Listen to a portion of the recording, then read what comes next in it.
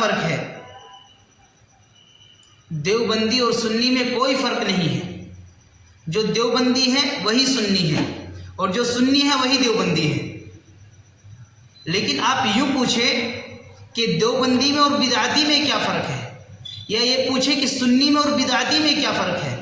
کیونکہ ہمارے یہاں جن کو سنی کہتے ہیں وہ سنی نہیں، وہ بدعتی ہے. وہ سنی نہیں، وہ بدعتی ہے.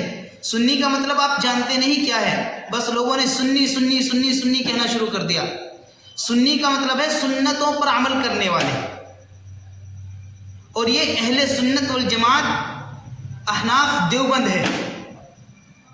یہ صرف حنفی دیوبندی ہے جو صحیح معنی میں اہل سنت والجماعت ہے، جو صحیح معنی میں سنی ہے.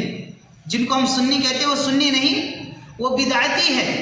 آپ کا یہ سوال غلط ہے کہ سنی اور دیوبندی میں کیا فرق ہے. آپ کو سوال کرنا چاہیے کہ بدعتی میں اور دیوبندی میں، یا سنی میں اور بدعتی میں کیا فرق ہے. آپ دیکھیں مولانا قاسم صاحب نانوتوی رحمۃ اللہ علیہ کے خلاف جب انگریزوں نے ان کے خلاف مقدمہ درج کیا اور ان کو پکڑنے کے لیے اپنی فورس بھیجی، ان کو اریسٹ کرنے کے لیے، گرفتار کرنے کے لیے جب حکومت کے نمائندے آئے تو حضرت 3 دن چھپے رہے. 3 دن حضرت چھپے رہے. اس کے بعد پھر ظاہر ہو گئے، لوگوں کے سامنے آ گئے، مسجد میں آ گئے. لوگوں نے کہا حضرت آپ کے خلاف جو اریسٹ وارنٹ جاری ہوا تھا وہ ابھی واپس نہیں لیا گیا، وہ ابھی واپس نہیں لیا گیا. آپ بہتر ہوگا کہ آپ روپوش رہے جب تک معاملہ ٹھنڈا نہ ہو جائے. حضرت نے فرمایا کہ میں گرفتاری کے ڈر سے نہیں چھپا تھا، میں گرفتاری کے ڈر سے نہیں چھپا تھا، میں تو اس لیے چھپا تھا کہ پیارے نبی صلی اللہ علیہ وسلم نے جب ہجرت کی تھی مکہ المکرمہ سے مدینہ منورہ، تو پیارے نبی صلی اللہ علیہ وسلم 3 دن غار ثور میں ٹھہرے تھے. 3 دن ٹھہرے رہے تھے. تو میں تو نبی صلی اللہ علیہ وسلم کی اس سنت پر عمل کرنے کے لیے روپوش ہوا تھا. 3 دن اس لیے چھپا رہا. یہ ہوتے ہیں سنی، جو ایسے وقت میں بھی سنتوں پر عمل کرنے کے پیچھے لگے رہتے ہیں.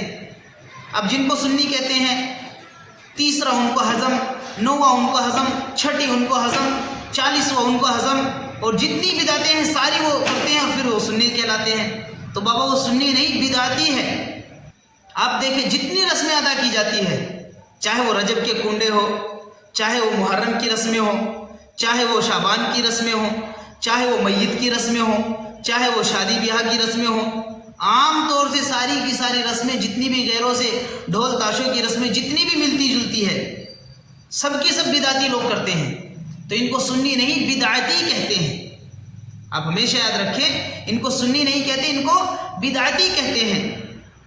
تو سنی میں اور دیوبندی میں کوئی فرق نہیں، کیونکہ دیوبندی وہ ہے جو مولانا قاسم صاحب سے تعلق رکھتے ہیں، ان کو دیوبندی کہتے ہیں.